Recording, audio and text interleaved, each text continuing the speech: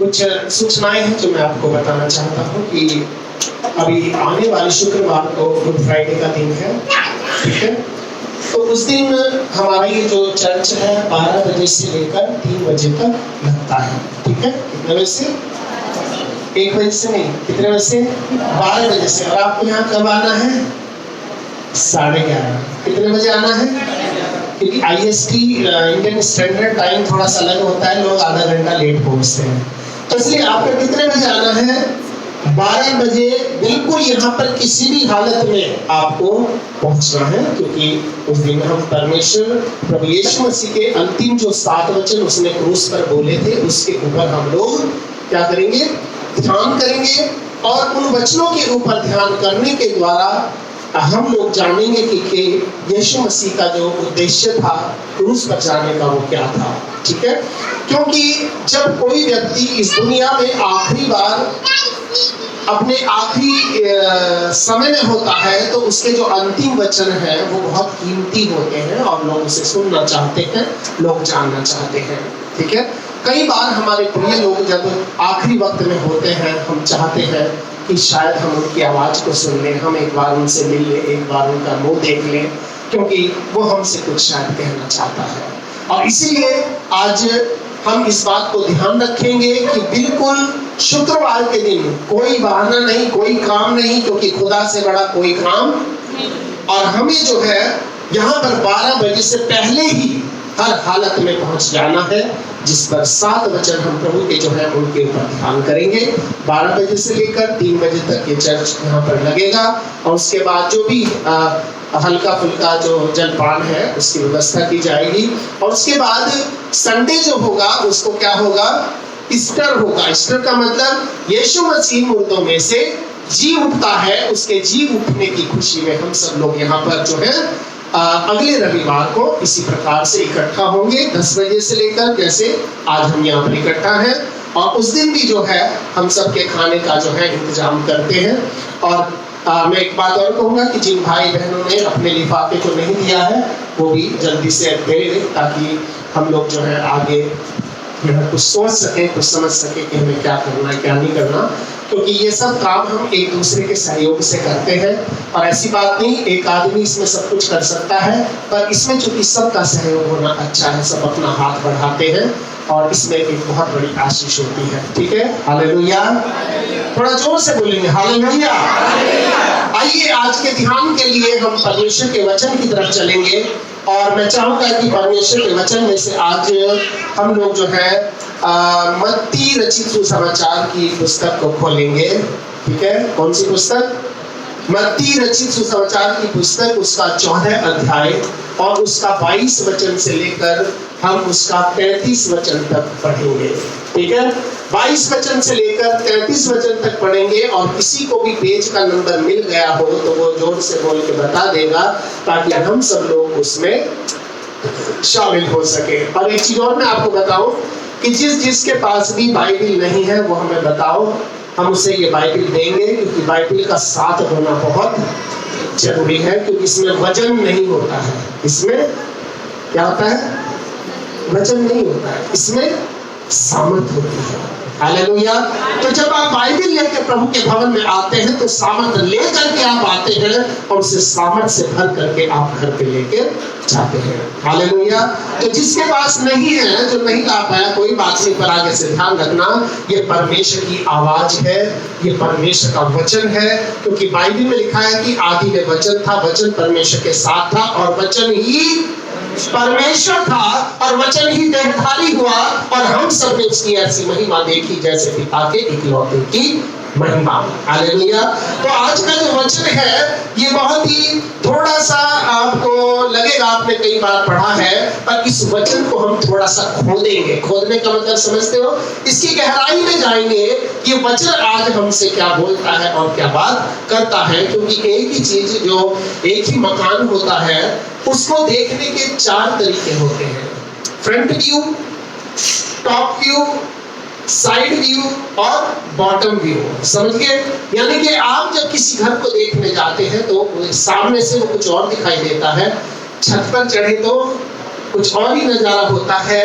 अगर आप साइड से देखें तो कुछ और ही दिखाई देता है, और अंदर से घुस के देखें तो कुछ और ही दिखाई देता है। हालेलुया।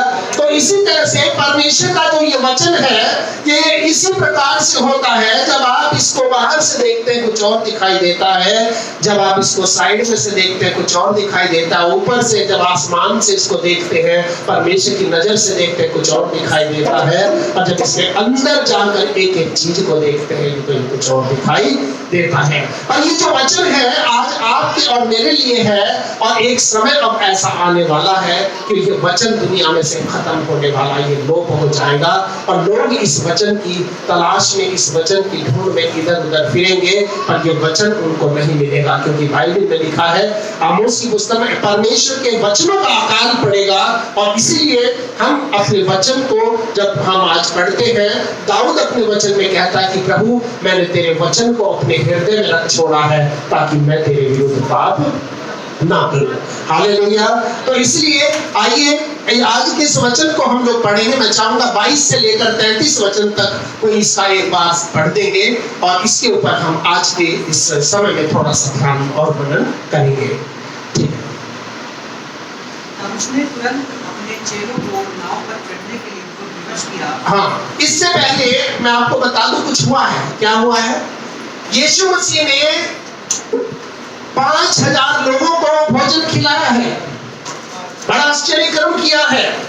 और ये सब करने के बाद सारे चेलों ने पूरी मेहनत करी है, सब थके हुए हैं, और इस समय जो है अब यीशु मसीह जो है वो क्या कर रहा है कि अपने चेलों को पकड़ रहा है, जल्दी से फटाफट क्या कर रहा है क्या थोड़ा पढ़ेंगे। तब उसने तुरंत अपने चेलों को, तब उसने तुरंत देर नहीं लगाई, जैसे ही भोजन खत्म हुआ चेलों ने क्या किया, चेलों को नाव पर चढ़ने के लिए क्या करा, मजबूर कर दिया। उर्दू में शब्द है मजबूर कर दिया, हिंदी में शब्द है विवश कर दिया, ठीक है, और इंग्लिश में बोलते हैं कंपेल कर दिया, बाध्य कर दिया कि नहीं भाई नहीं, जल्दी जल्दी क्या बैठो, नाव पर बैठो।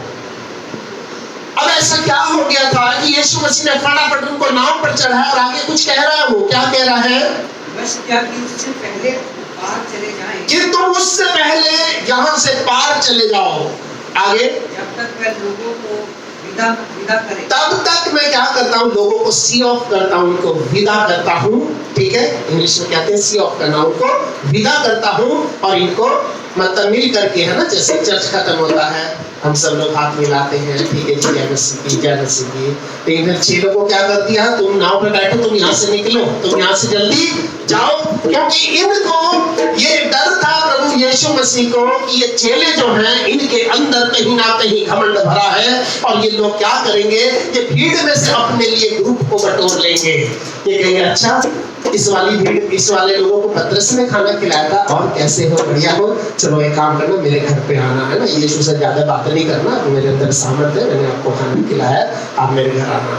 तो इसलिए यीशु ने कहा कि कहीं ऐसा ना हो कि अभी इनमें डिवीजन हो जाए, अभी इनमें फूट पड़ जाए, इनको फटाफट क्या करो, नाव पर चढ़ाओ और इनको वहां पर भेजो। और इस नाव पर चढ़ाने का उद्देश्य ये था, यीशु मसीह वहां पर एक बहुत बड़ी शिक्षा उनको देना चाह रहा था। हालेलुया। उसने उनको तुरंत नाव पर बैठने के लिए विवश किया कि वहां से उस पार चले जाएं। और आगे क्या लिखा है, लोगों को विदा करके प्रार्थना करने को अलग पहाड़ पर चला। वो लोगों को विदा करने के बाद कहाँ गया, अलग पहाड़ पर प्रार्थना करने को चला गया, क्योंकि अभी उसकी जो सामर्थ थी प्रार्थना से, जो उसने पैदा किया था, अपनी प्रार्थना के द्वारा जो सामर्थ उसने इकट्ठा किया था, अब उसने उस सामर्थ को खर्च कर दिया था, उसकी बैटरी डिस्चार्ज हो गई थी। अब से फिर से अपने आप को चार्ज करने के लिए परमेश्वर की उपस्थिति में बैठना था। तो पहाड़ पर चढ़ गया, और आगे क्या हुआ, और सांझ को वो वहां पर अकेला था। वो यीशु मसीह जिसने अभी अभी अपने चेलों को साथ में रखा था, अपने चेलों की मदद से 5000 लोगों को खाना खिलाया था, ऐसा क्या हो गया था कि यीशु मसीह ने अपने चेलों को आज उस नाव के अंदर अकेला छोड़ दिया था। हाँ, आगे पढ़ेंगे। उस समय नाव झील के बीच लहरों, और उस समय नाव, ध्यान रखना, झील के बीच लहरों से डगमगा रही थी। हाँ, आगे, हवा सामने की क्योंकि हवा सामने की थी। सब मिल करके मेरे साथ बोलेंगे, हवा सामने की थी। हवा सामने की। ये बहुत ही महत्वपूर्ण विषय है जिसके ऊपर आज हम मनन करने जा रहे हैं। नाव जो थी वो झील के ऊपर लहरों से डगमगा रही थी क्योंकि हवा सामने की थी। हाँ, आगे। यीशु रात के चौथे पहर झील पर चलते हुए उनके पास आया। और यीशु मसीह उनसे पहले पार पहुंच गया, लेकिन फिर भी वो वापस चल करके उनके पास आया। आगे क्या लिखा है? चेले उसको झील पर चलते हुए देखकर घबरा गए। हाँ और कहने लगे, यह भूत है। हाँ और डर के मारे चिल्लाने लगे। हाँ। तब यीशु ने तुरंत उनसे बातें की और कहा, अब्रस बांधो, मैं हूँ, डरो मत। हाँ। अब्रस ने उनको उत्तर दिया, हाँ। प्रभु यदि तू ही है, हाँ। तो मुझे अपने पास पानी पर चलकर आने की आज्ञा दे। हाँ। उसने कहा, आ। तब पतरस नाव पर से उतरकर यीशु के पास जाने को पानी पर चलने लगा। हाँ। पर हवा को पानी पर चलने लगा और पर हवा को देखकर डर गया। पर हवा को देखकर डर गया। क्यों? क्योंकि हवा सामने की। सामने की थी। हवा खिलाफ में थी। हवा नाव को आगे बढ़ने नहीं दे रही थी।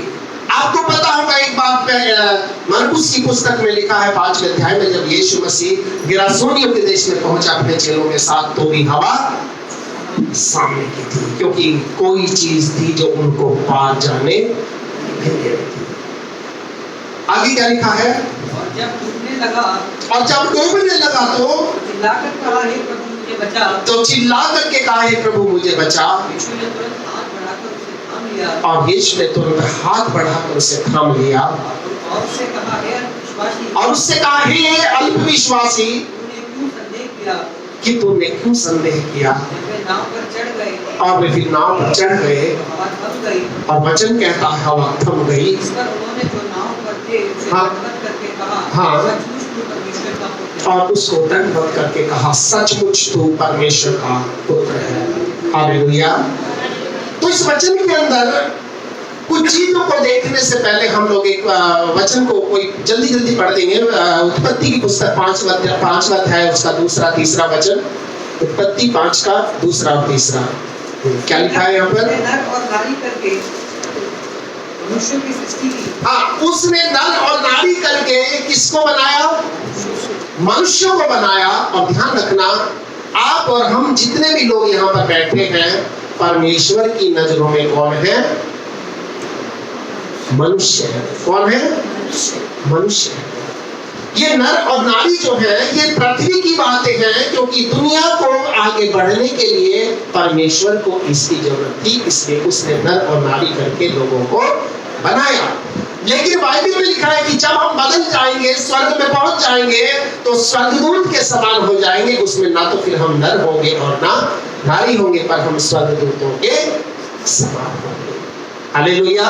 और इसलिए अब ये मनुष्य थे, ये नाव के अंदर बैठे थे, लेकिन इसके बाद क्या है कि जब उनकी नाव क्या थी? डगमगा रही थी।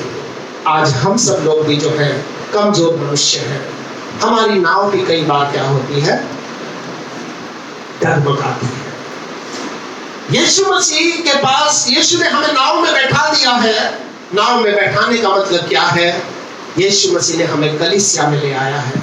हम सब लोग बाइबल ले लेते हैं, हम सब लोग कलीसिया में आ जाते हैं, लेकिन उसके बाद भी हमारी नाव डगमगाती है क्योंकि हवा सामने की होती है। हवा सामने की होती है।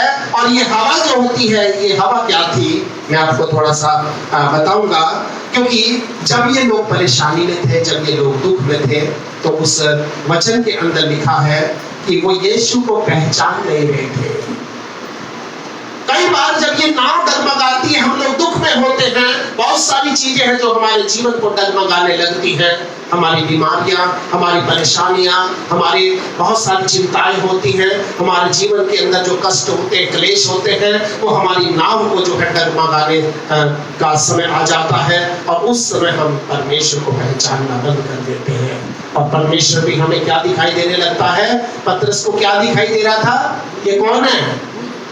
भूत है। उसने सोचा जैसी हवा वो थी, वैसी हवा ये है। जैसी हवा वो थी, जो हवा उसको क्या कर रही थी? डरा रही थी। जो हवा उसको बहका रही थी, ठीक है। और यहाँ पर ये हवा ऐसी थी, इस हवा को देखकर क्या हो गया, एक व्यक्ति डर गया। कौन? पतरस। और ये पूरी की पूरी नाव के अंदर जितने लोग बैठे थे ये क्या हो गए, डर गए।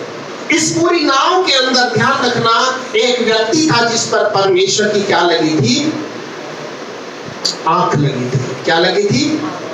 आंख लगी थी, ठीक है।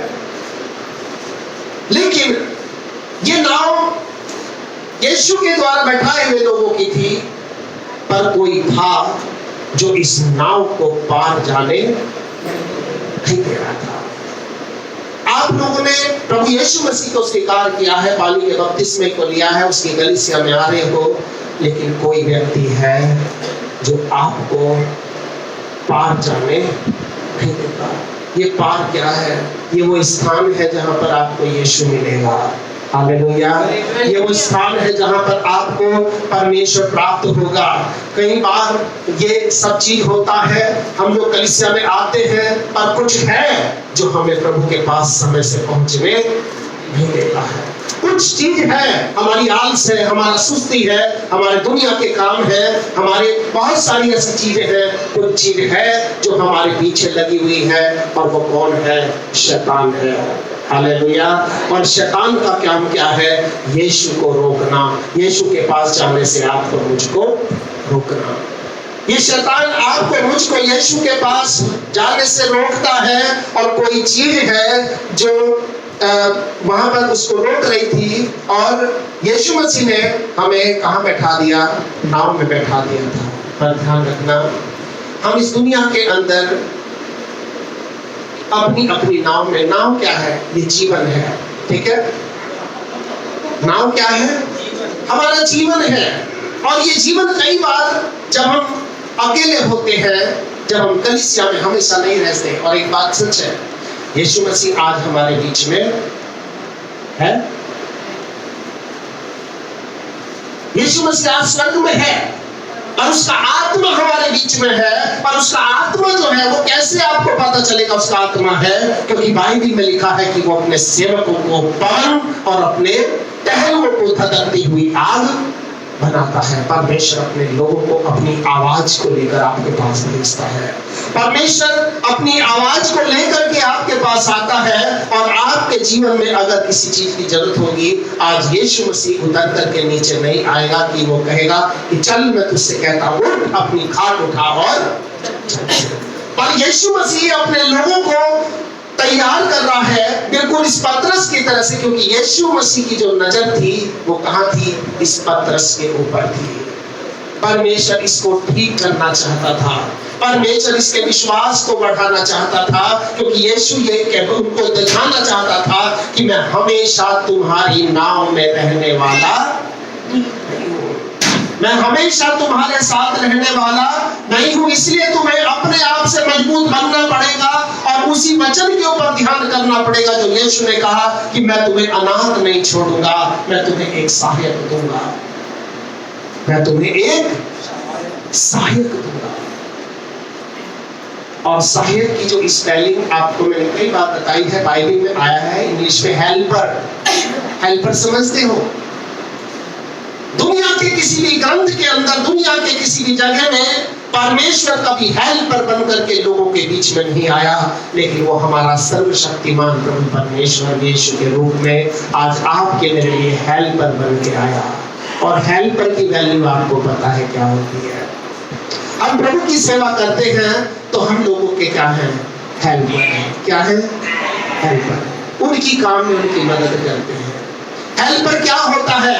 हेल्पर की आपको पता है, जब कोई गाड़ी का काम करता है, जब कोई बसों का काम करता है, नीचे मिस्त्री घुस जाता है, हेल्पर को कहता है जल्दी से वो पान लेके आए, वो लेके आ, पेचकस लेके आ, चल वो लेके आ।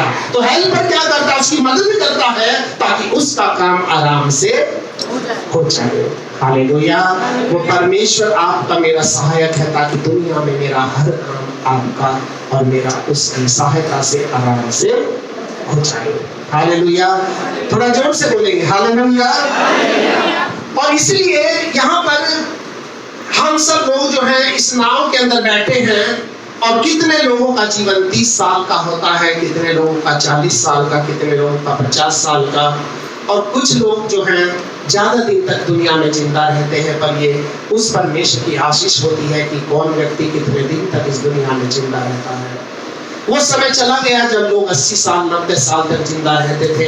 गांव के अंदर आप भी आज इंटीरियर में आप चले जाओ, 90 साल के 100 साल के बूढ़े अभी भी बैठे हुए खाट को पकड़े हुए, और अभी भी वो 5-10 साल के ही हिलने वाले नहीं है। क्यों? क्योंकि परमेश्वर की आशीष उनके अन्न और जल के ऊपर है, और इसलिए वो व्यक्ति कहीं पर भी नहीं जाएंगे। और पिछले दिनों मैं कब्रिस्तान में कुछ जाता था जैसे, और मैंने वहां पर लिखे हुए क्रॉस पर लोगों की उम्र देखी। बहुत ही कम लोग ऐसे होते थे जो 60 से ऊपर मिलते थे। कोई 43 में चला गया, कोई 44 में चला गया, कोई 37 साल में चला गया, कोई 30 साल में, कोई बचपन में ही गुजर गया। और इसीलिए हम सब लोग जो है इस नाव के अंदर बैठे हैं, और ये नाव आपकी मेरी क्या हो रही है? बोलिए, डगमगा रही है, डगमगा रही है। और इसलिए इस नाव के पीछे जो है एक व्यक्ति है। पहला पतरस 4 का 7 कोई पढ़ देगा जिसे मिल जाए। पहला पतरस 4 का 7वां वचन पढ़ेंगे। और वहां पर एक व्यक्ति है जो इस नाव को डुबोना चाहता है, जो इस नाव को आगे बढ़ने देना नहीं चाहता।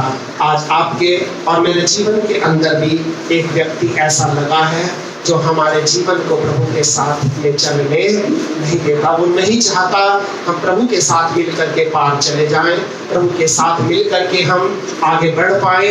और इसीलिए वो हमेशा इस खोज में रहता है। क्या लिखा है इसमें?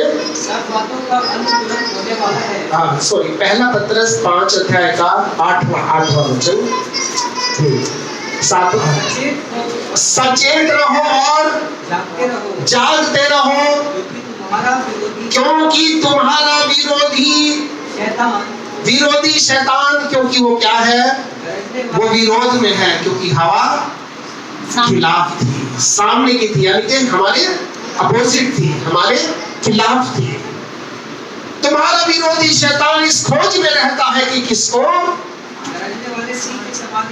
गरजने वाले सिंह के समान इस खोज में रहता है कि किसको फाड़ खाए। यानी कि आप और मैं शैतान के सबसे पहले टारगेट हैं, जिनके ऊपर शैतान आक्रमण करता है। शैतान को दूसरे लोगों से दिक्कत नहीं है। मैंने पिछली बार आपको बताया था, शैतान कह देता है वो कुछ भी काम कर लेते हैं उल्टा, तो उनसे वो शैतान की उसमें चलते हैं, उनको शैतान से कोई दिक्कत नहीं है। और शैतान को दिक्कत किससे है? आपसे मुझको शैतान को क्या है? दिक्कत है, क्योंकि हम परमेश्वर के रास्तों पर चलते हैं। हमारी नाव जो है वो यीशु के पास जा रही है। हमारी नाव उस कनान देश की तरफ जा रही है, जिस देश में दूध और मधु की धाराएं बहती हैं। और इसलिए हम एक बात को थोड़ा सा हम पढ़ेंगे, और यूहन्ना रचित सुसमाचार की पुस्तक उसका 20 अध्याय खोलेंगे। यूहन्ना रचित सुसमाचार की पुस्तक 20 अध्याय और उसका 21 और 22 दो वचन हम लोग पढ़ेंगे। ठीक है, ध्यान से पढ़ेंगे। ये बहुत ही महत्वपूर्ण वचन है जिसको भी हम पढ़ने जा रहे हैं। ठीक है, यीशु ने फिर उनसे कहा, तुम्हें शांति मिले। जैसे पिता ने मुझे भेजा है, वैसे ही मैं भी तुम्हें भेजता हूँ। आगे ये कहकर उसने उनके ऊपर फूंका। ये कहकर उनके ऊपर क्या किया? फूंका। आगे और उनसे कहा कि पवित्र आत्मा लो, जिनके पाप तुम क्षमा करोगे उनके लिए क्षमा हो जाएंगे, और जिनके तुम क्षमा नहीं करोगे उनके वैसे ही रह जाएंगे। हालेलुया। इसलिए यहाँ पर परमेश्वर की जो वाणी है वो हमें ये बताती है, एक हवा थी जो उनको आगे बढ़ने नहीं दे रही थी, लेकिन यीशु ने कहा जैसा पिता ने मुझे भेजा है। हालेलुया। जोर से बोलेंगे हालेलुया। जैसे पिता ने यीशु मसीह को भेजा था, वैसा ही यीशु मसीह ने अपने चेलों को भेजा। और चूंकि उसके आज चेले यहाँ नहीं है, आज यीशु यहाँ नहीं है, पर उसका वचन आज हमारे साथ में है। और ये वचन हमें कहता है कि जैसा यीशु को परमेश्वर ने भेजा था, वैसा ही वो परमेश्वर आज आपको भेजता है। हालेलुया। वैसा ही वो परमेश्वर आज आपको भेजता है, और भेजने के द्वारा वो क्या करता है, वो आपके ऊपर क्या करेगा, फूकेगा। वो उस हवा को फूकेगा जो हवा आपके विरोध में खड़ी है, उस हवा को वो हवा क्या करेगी, हटा देगी। हालेलुया। ये कहकर उसने उनके पर फूका कि पवित्र आत्मा लो। और इसलिए ध्यान रखना, यहाँ पर भी, वहां पर भी चली थी हवा, वहां पर भी हवा चली थी, और यहाँ पर भी हवा चली। वहां पर भी हवा चली थी और यहाँ पर भी हवा चली है। और ये हवा कौन है, ये हवा कौन है? मैंने आपको बताया था कि ये हवा उसके सेवक लोग हैं। हालेलुया। थोड़ा सा पढ़ देंगे बाइबल में से, इब्रानियों की पत्री 1:7, किसको मिल जाए। ये वही हवा है जो परमेश्वर आज आपको और मुझको बनाना चाहता है। ये हवा जब जाएगी, किसी भी तूफान से टकरा जाएगी। हालेलुया। क्योंकि परमेश्वर ने अपने बाइबल के अंदर, अपने वचन के अंदर हमें सिखाया है, हमें उकाब के समान बनना है, हमें उकाब के समान बनना है। ध्यान रखना, दुनिया में 2 तरह के पक्षी होते हैं। एक पक्षी वो होते हैं जो फ्लाई करते हैं, फ्लाई का मतलब उड़ते हैं। लेकिन इंग्लिश में एक और उड़ना होता है जिसको हम बोलते हैं सोर। सोर का मतलब होता है वो सिर्फ अपने पंखों को लहराते हैं, वो ज्यादा मेहनत करते हैं। आपने चील को उड़ते हुए देखा, बाज को तो पता नहीं देखा, पर चील और बाज एक ही कैटेगरी के लोग हैं। चील को उड़ते हुए देखा है। चील क्या करती है, खूब तेज तेज पंख मारती है।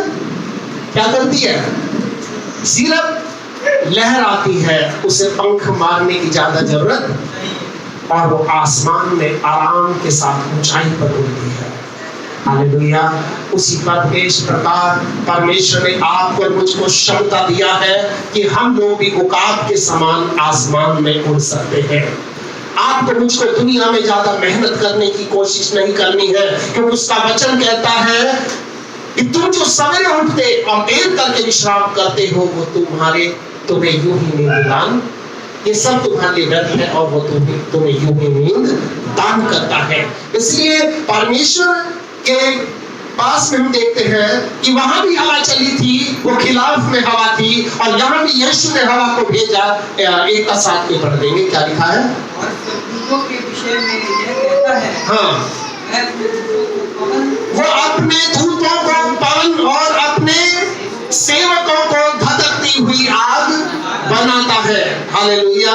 ये वही हवा है जो परमेश्वर आज आपको और मुझको बनाना चाहता है। ये वही धधकती हुई आग है जिसके द्वारा हर एक व्यक्ति के जीवन के पाप को, श्राप को, रोग को, दोष को, कष्ट को, क्लेश को दूर करके अपने आनंद और अपनी शांति से वो करना चाहता है। क्योंकि बाइबल में लिखा है, हवा जिधर चाहती है उधर बहती है। कहाँ लिखा है? यूहन्ना के 3 अध्याय में लिखा है। कहाँ लिखा है? उसके 7वें वचन में लिखा है, हवा जिधर चाहती है उधर बहती है, तो उसके शब्द को सुनता है पर नहीं जानता कि वो कहाँ से आती है और कहाँ से जाती है। इसलिए जो परमेश्वर से जन्मा है वो ऐसा ही है। हालेलुया। हम हवा के समान है, यानी कि यहाँ से प्रार्थना होगी और अमेरिका, इंग्लैंड, कनाडा, स्वीडन, हर जगह पर परमेश्वर का काम होता है। और इसीलिए प्रार्थना के अंदर बड़ी क्या है? सामर्थ्य है। हालेलुया। हम सब आपको जानते हैं, सब आते हैं, पर कुछ लोग ऐसे भी हैं जिनको अभी तक हमने देखा नहीं है, उनके लिए प्रार्थना करते हैं तो परमेश्वर उनको वहीं पर चंगाई देता है। अमेरिका से एक लेडी है, ओल्ड है, बुजुर्ग लेडी है, कैथी मिलर उसका नाम है, और वो एक ऑटो की कंपनी से रिटायर्ड है, बुढ़िया है, और उसके बेटे को कैंसर था, और उसने बेटे ने मुझे बोला कि पास्टर जी आप उसके लिए प्रार्थना करो, प्रभु ने मुझे दिखाया आप प्रार्थना करोगे तो मेरा बेटा चंगा हो जाएगा। मैंने कहा ठीक है जी, आपका विश्वास अगर है तो मैं आपके लिए प्रार्थना करूंगा। ये आज से 6 साल पहले की बात है, और मैंने उसके लिए प्रार्थना किया, और उसका बेटा चंगा हो गया और करीब 3 महीने वो बिल्कुल रिकवर हो गया। और उसके बाद में क्या हुआ कि उसकी फिर शादी हो गई, आज उसके बच्चे हैं, आज उसका पूरा परिवार है। कई बार वो मुझे बुलाती है, पर मैंने कहा मैं इस बात का ये फायदा नहीं उठाऊंगा कि मैं इस बात के बजाय कि मैं तेरे पास अमेरिका में पहुंच जाऊं। क्यों? मेरे पास उन्होंने मुझे इतना दिया है कि मैं आराम से यहाँ पर आ सकता हूँ। हालेलुया। इसलिए हम कई बार परमेश्वर की चीजों को उसको फायदा न उठाएं, लेकिन ये परमेश्वर की चीजें आपको मुझको उसकी सेवा करने के लिए दी है, उसकी टहल करने के लिए दिया है और उसकी आशीषों को दूसरों तक पहुंचाने के लिए दिया है। इसलिए यीशु ने कहा कि जैसे पिता ने मुझे भेजा है वैसे ही मैं भी तुम्हें भेजता हूँ। और ये कहकर उसने उनके ऊपर फूंका। फूंक की आवाज पता है? हवा की आवाज पता है आपको? वहां पर भी हवा बह रही थी और वो हवा ऐसी थी जो उनकी नाव को डगमगा रही थी, जो उनको यीशु के पास पहुंचने नहीं दी।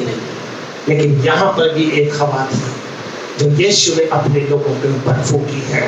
और उसने कहा, बाइबल में लिखा है, यीशु ने कहा कि पवित्र आत्मा क्या करो? लो। और यही वो लोग थे। और ये पतरस था। ये पतरस क्या था? बहुत डरपोक कैरेक्टर का आदमी था। कैसा था?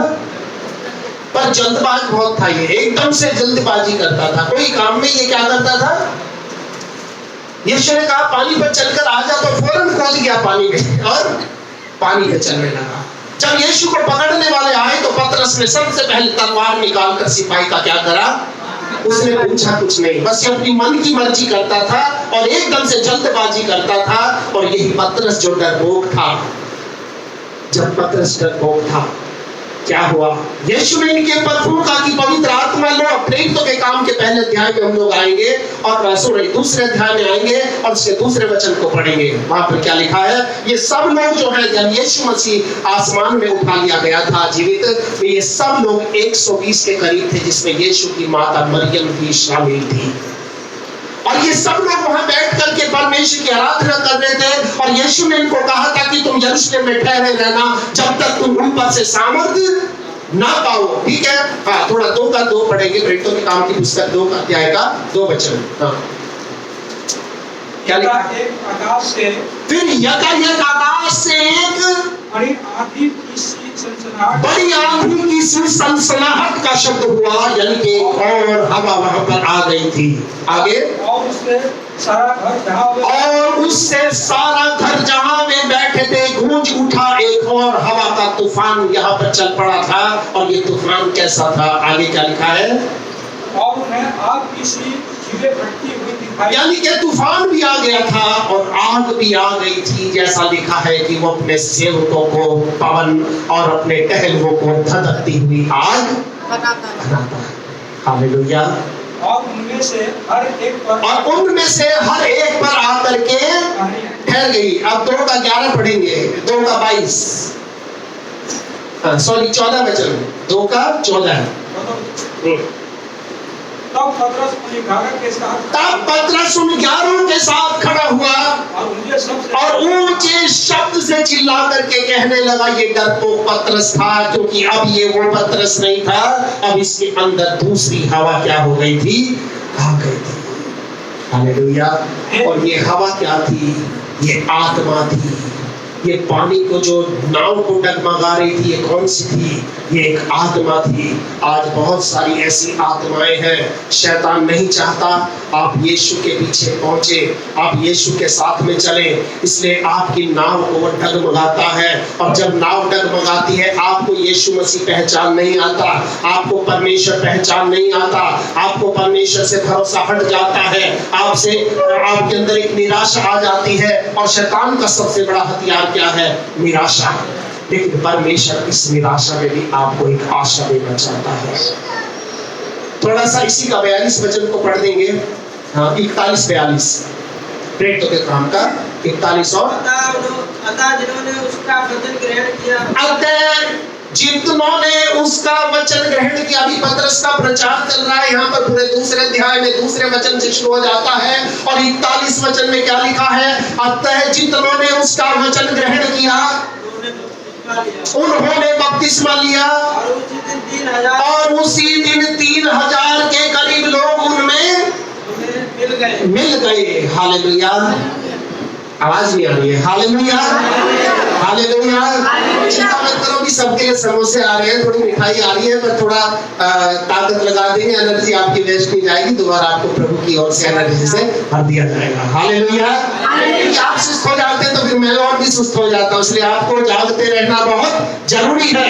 इसलिए यहाँ पर लिखा 3000 लोग एक परमेश्वर के दास के द्वारा आज आशीष से भर गए थे, उन्होंने प्रभु को ग्रहण कर लिया था।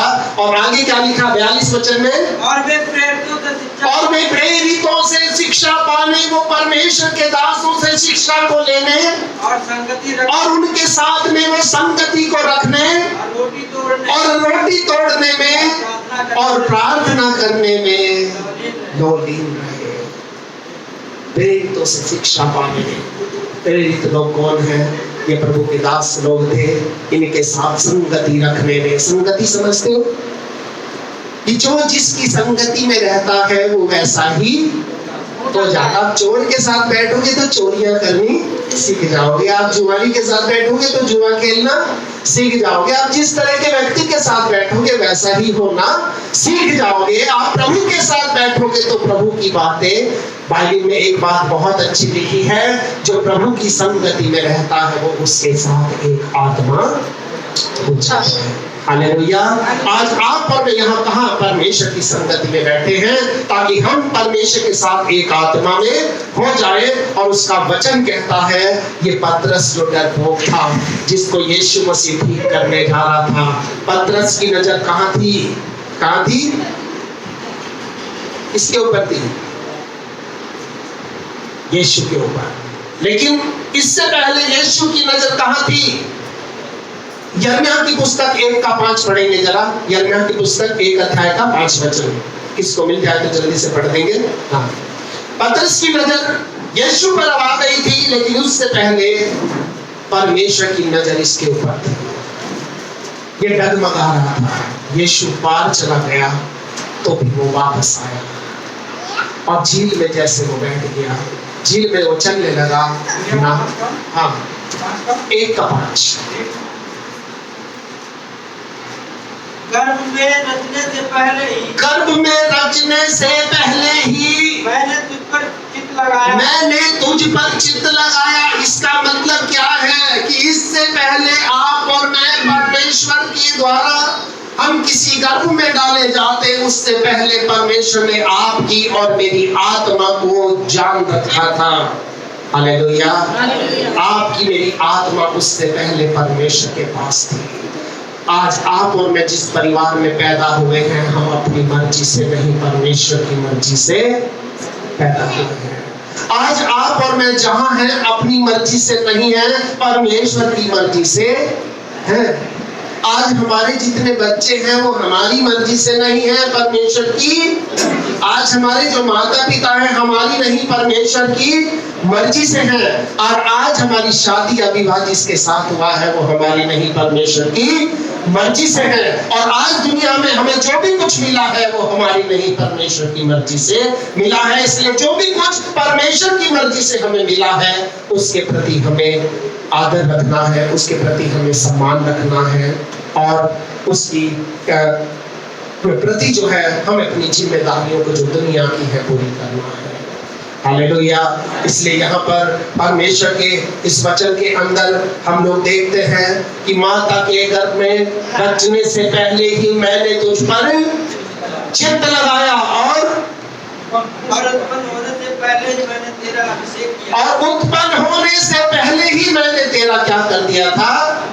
अभिषेक कर दिया था। यानी कि मैंने पहले से ही डिसाइड कर लिया था कि मेरे काम को करेगा, ये मेरे नाम के लिए सेवा करेगा। और इसलिए यहाँ प्रभु के वचन के अंदर हम इस बात को पढ़ते हैं कि वास्तव में परमेश्वर सत्य और जीवन देने वाला परमेश्वर है। और ये ही सब चेले थे जिन्होंने क्या कर दिया? प्रेरितों के काम 17 का 6 पढ़ देंगे। इन सब चेलों ने मिलकर, ये कैसे चेले थे? ये पढ़े लिखे चेले नहीं थे, इनमें ज्यादातर गरीब लोग थे, अनपढ़ थे, मछली पकड़ने वाले थे। ये स्कॉलर लोग नहीं थे, ये विद्वान लोग नहीं थे। इनमें से कुछ लोग तो स्कूल में भी नहीं गए थे। ये पतरस जो था ये बिल्कुल अनपढ़ था, मछली पकड़ता था। 17 का 6 क्या लिखा है?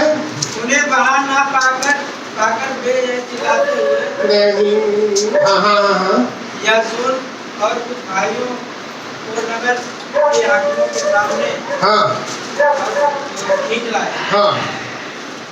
ये लोग जिन्होंने जगत को उल्टा कर दिया। और वहां पर लोग कह रहे हैं भैया वो वही लोग हैं, ये अनपढ़ लोग हैं जिन्होंने जगत को उल्टा पुल्टा कर दिया है। हालेलुया।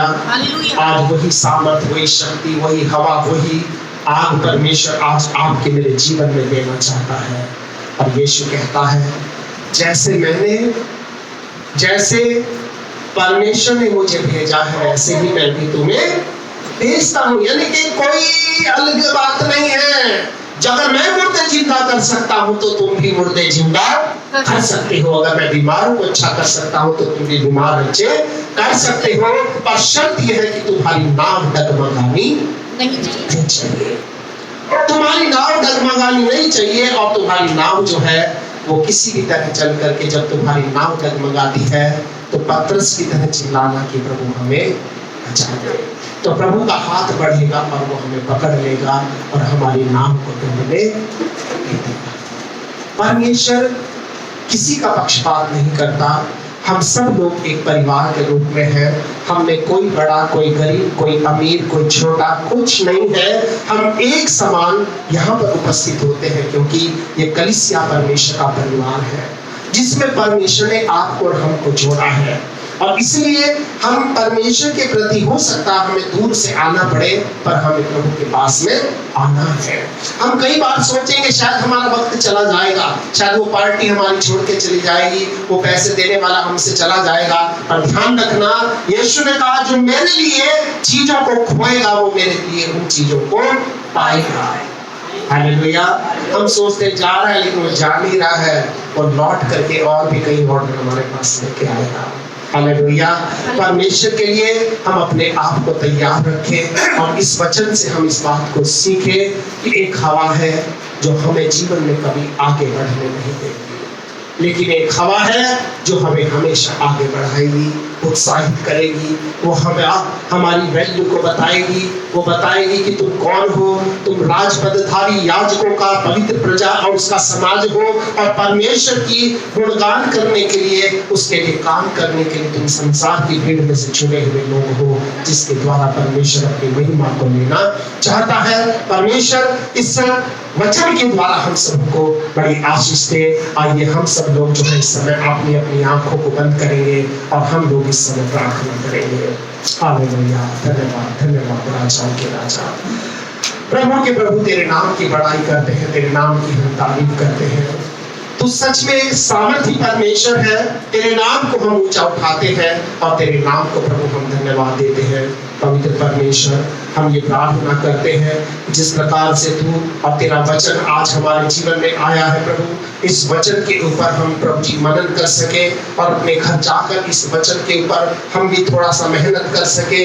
हम समझ सके कि दुनिया में एक हवा है जो हमें प्रभु तेरी ओर बढ़ने नहीं देती, वो हमारी नाव को डगमगा देती है, हमारे मार्गों को प्रभु जी वो रोक लेती है, हमारे हाथों को प्रभु रोक लेती है। कई बार प्रभु मैं तेरे वचन की तरफ बढ़ता हूँ, तेरे से प्रार्थना के जीवन में आके बढ़ता हूँ, मेरे कदमों को कोई रोक लेता है। मैं तेरे भवन में पहुँचना चाहता हूँ, तेरे से मैं प्यार करता हूँ या करती हूँ, पर प्रभु उस प्रेम में कोई कड़वाहट को डाल देता है, उसमें कभी कोई निराशा को लेकर आ जाता है। लेकिन पिता, तूने आज मुझे जीवन में जो भी दिया है, जो भी प्रभु मुझे परिवार के रूप में मिला है, मुझे जो भी दोस्त मिले हैं, मुझे जो भी भाई मिले हैं, बहन मिले हैं, परिवार मिला है प्रभु, सब मेरी नहीं परंतु प्रभु तेरी मर्जी के साथ मिला है। तो अपनी मर्जी को मेरे जीवन में पूरा कर और अपनी बरकतों से मुझे भर। हाँ पिता परमेश्वर, जब हम लोग वापस अपने घरों को जाते हैं, तेरी उपस्थिति चलकर हमारे साथ हमारे घरों में जाए, और प्रभु तेरे इस वचन की आशीष हम में से हर एक के जीवन में काम करे और अपनी बरकतों से प्रभु हम सबको भरे। पिता परमेश्वर, हम ये प्रार्थना करते हैं कि जिस प्रकार तू पिछले दिनों हमारे साथ बना रहा है प्रभु, उसी प्रकार से आने वाले दिनों में भी तेरी बरकतें, तेरी आशीषें और तेरी उपस्थिति हम सबों के साथ बनी रहे। पिता, हम सारा आदर और महिमा आपको देते हैं और सब कुछ आपके हाथों में सौंप देते हैं और धन्यवाद देते हैं प्रभु परमेश्वर, क्योंकि आपने हमारी प्रार्थना को सुना है। और धन्यवाद के साथ ये प्रार्थना हम अपने उद्धारकर्ता, मुक्तिदाता प्रभु यीशु के पवित्र नाम से मांगते हैं। इसे दया से सुन और ग्रहण करें, और हम सब जो लोग प्रभु के हैं मिल करके कहेंगे आमीन। अब हमारे प्रभु यीशु मसीह का अनुग्रह, पिता परमेश्वर का प्रेम और पवित्र आत्मा की सहभागिता अब से लेकर हमेशा तक हम सब लोगों के साथ होती रहे। आमीन।